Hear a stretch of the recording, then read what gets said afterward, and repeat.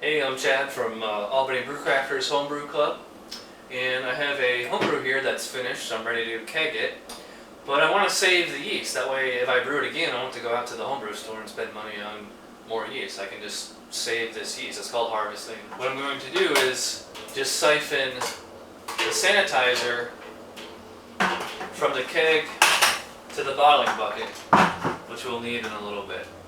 I'll get back to that in a minute. The other thing we're going to need is 6 of these mason jars, pint-sized mason jars. I got this little case or whatever, this 12-pack at Walmart for like $8. We're going to need 6 of them to do this process. Step 1 is get the sanitizer out of the keg into the bottling bucket. I'll throw 6 jars in there. Step 2 will be to siphon the beer from the fermenting bucket into the keg, and step 3 will be to actually boil the water, and we'll come back to that in a minute. So anyways, let's get started here. Made a mess already. Alright, so as you can see, you got a nice rolling boil there, and I'm just going to set the timer for 15 minutes. Meanwhile, I just finished cleaning the keg, so going to siphon the beer into the keg. So, and well, you can't see them, but the glasses are in that bath of sanitizer in there. Here's my keg parts. Alright, as you can see, the timer's almost done on the boiling water here. That timed out perfectly. As soon as I finished transferring the beer from the bucket to the keg, which is on the kegerator in the fridge, this alarm's just about to go off. So, let me just turn this off here.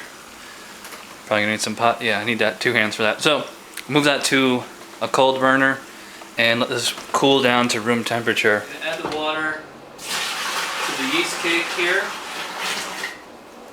and we're just gonna swirl it around for a minute or two. All right, so I'm giving it a good swirl here. We're gonna just add it to the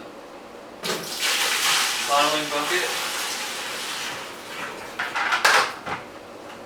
So that's where my the stir plate went. Alright, so I'm going to dump one of these out, and you're just going to fill it up just like you're just filling up a bottle, I guess. Okay, so I've had the mason jars in the fridge for a little while. It's called cold crashing.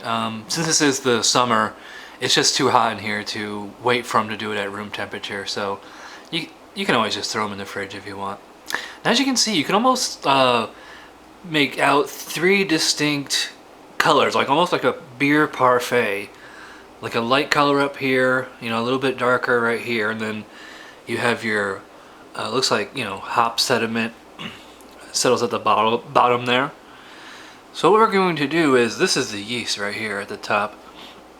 What we're going to do is pour 2 bottles into an empty mason jar. Right, so what I'm going to do is just basically very gently pour just the yeast into the mason jar.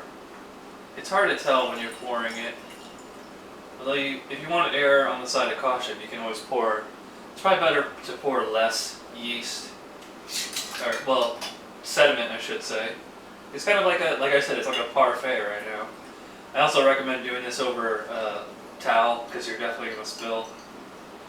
But it looks like I'll be able to get all 4 jars into 1 jar. That's pretty much all I need anyways. There we go. I'll take one of my sanitize lids, throw it on here, and stick this in the fridge. It'll slap a label on it with some duct tape or masking tape. The problem with these things, there's no like rewritable feature. But there you go. That's yeast harvesting and washing. So thanks for watching, and we will see you next time. Thanks. Bye.